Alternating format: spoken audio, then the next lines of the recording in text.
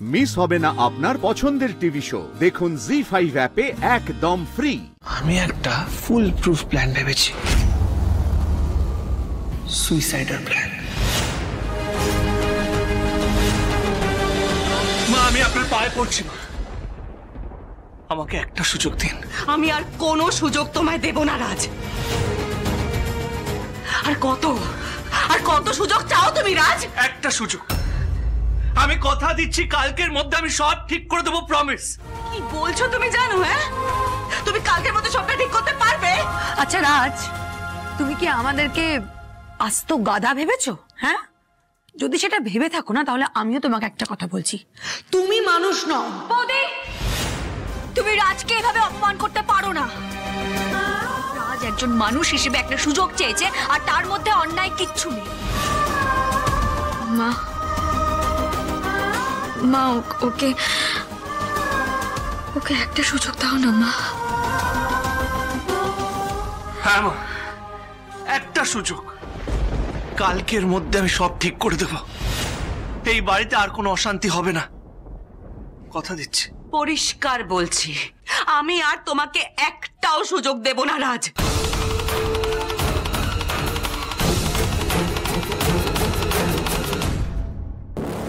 আমি ওকে একটা সুযোগ দেব পরমা।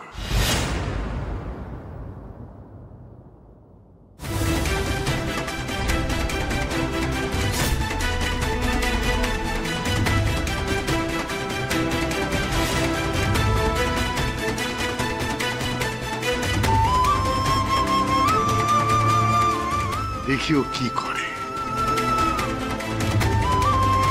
কতটা করতে পারে।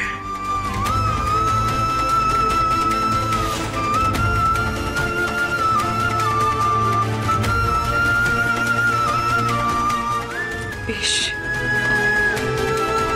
তুমি যখন চাইছো তখন তাই হবে।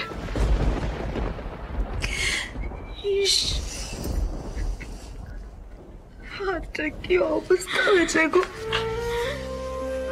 আমার না মনে হচ্ছে আমি জেনে বুঝে আমাদের জীবনে বিপদ ডেকে আনছি। আমার ভালো লাগছে না, বিশ্বাস করো। শান্ত হও পরমা। তো তুমি চলো আমার সাথে ঘরে চলো।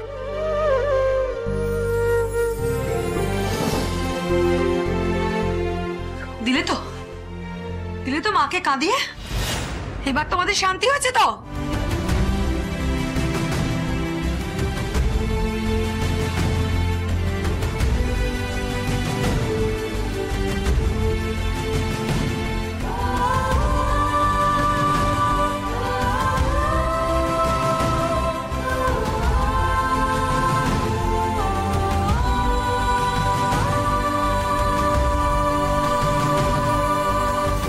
শাড়িটা ইস্ত্রিতে পুড়ে গেছে বলে উনি আমাদেরকে কতগুলো কথা শোনালেন। বাপরে, মনে হচ্ছিল আমাদের আজই বাড়ি থেকে তাড়িয়ে ছাড়বে। অতই সহজ সোমা, এটা আমাদের বাড়ি। হ্যাঁ, আমরা এখান থেকে যাব না, বরং ওদেরকে এই বাড়ি থেকে তাড়িয়ে ছাড়বো।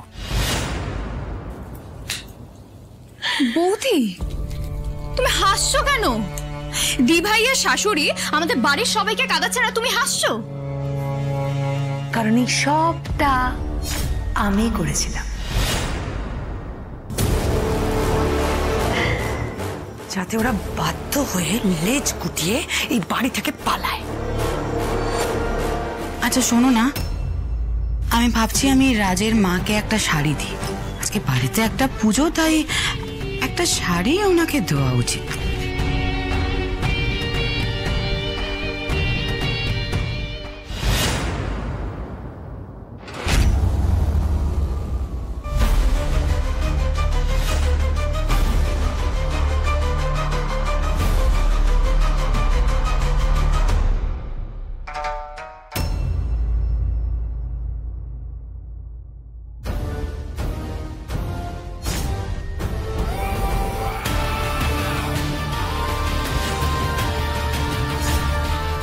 মানে বৌদি, তুমি শাড়িটা ইস্ত্রিতে পুড়িয়ে দিলে? তুমি একবারও ভেবে দেখলে না এর জন্য এখন মাকে কথা শুনতে হবে? আমাদের এখন কি টার্গেট? হ্যাঁ, কি বলো? যেন তেন প্রকারে ওই পরিবারটাকে আমাদের এই বাড়ি থেকে দূর করা, তাই তো? আজকে এই অশান্তিটা হলো বলেই তো রাজ কেমন বললো দেখলে না, যে কালকের মধ্যেই সব ঝামেলা অবসান করে দেবে। জাদুঘর তো রাজ, একদিনেও কি করে সেটা আমিও দেখতে চাই।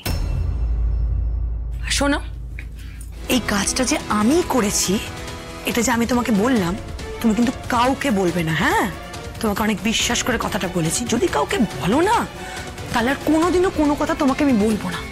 মনে থাকবে? প্রমিস করে বলবে না? আমিও তো সবাইকে বললাম যে তোমার উপরে ভরসা করতে, কিন্তু আমাকে একটা কথা বলো, একদিনের মধ্যে সবটা কিভাবে বদলে দেবে তুমি? আমার বউয়ের উপোস ভাঙিয়ে। একদম না, চুপচাপ এখানে বসে থাকো, একটাও কথা শুনতে চাই না। রাজ, রাজ, এটা কিন্তু মজা করার সময় নয়। আমি মজা করছি না শ্রী, সারাদিন তুমি কিছু খাওনি, এবার শরীর খারাপ হয়ে যাবে। আরে তোমাকে তো নিজের খেয়াল রাখতে হবে, তুমি না একদম নিজের খেয়াল রাখো না। আগে খাবে, তারপরে তোমার সব কথা আমি শুনবো, বুঝেছো?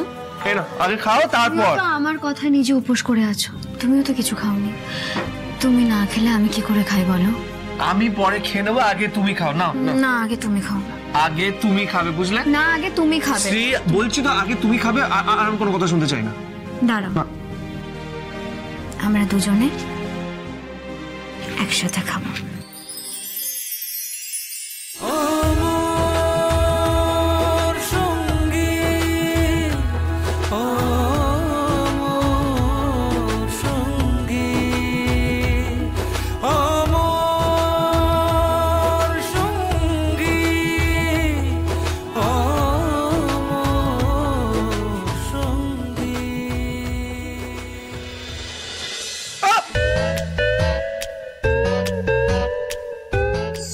তুমি না মানে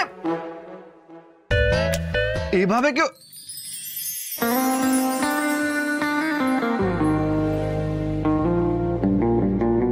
ব্যাপার? হ্যাঁ,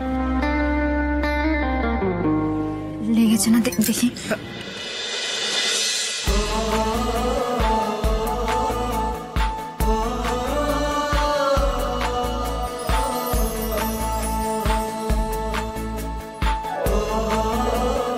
শোনো না, আর একবার কামড়ে দেবে প্লিজ?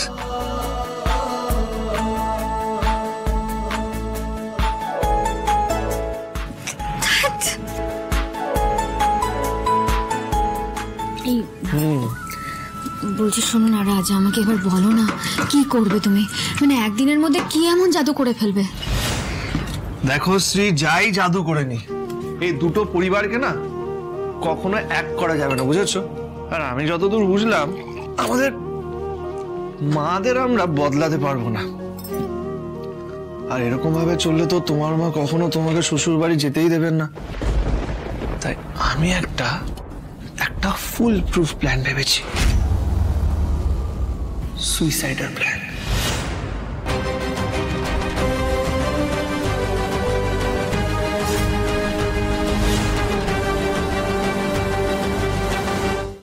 জি5 ডাউনলোড করুন আর সব এপিসোড দেখুন একদম ফ্রি।